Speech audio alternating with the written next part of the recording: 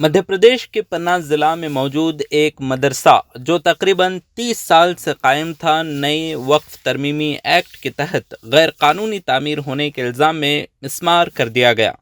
یہ پہلی مسلم ملکیت والی عمارت ہے جو اس نئے قانون کے تحت نشانہ بنی ہے۔ مدرسہ بی ڈی کالونی میں واقع تھا اور مقامی مسلم برادری کے لیے تعلیمی مرکز کے طور پر کام کر رہا تھا۔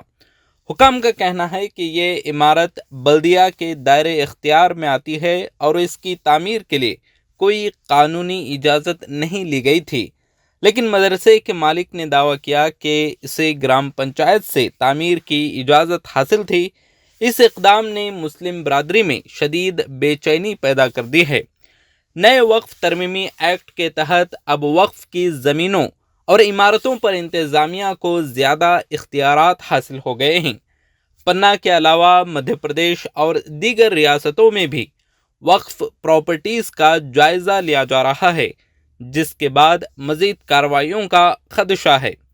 اسی اندیشے کو دیکھتے ہوئے مسلم رہنماؤں نے اس اقدام کو اقلیتوں کے خلاف ایک منظم مہم قرار دیتے ہوئے احتجاج کا اعلان کیا ہے۔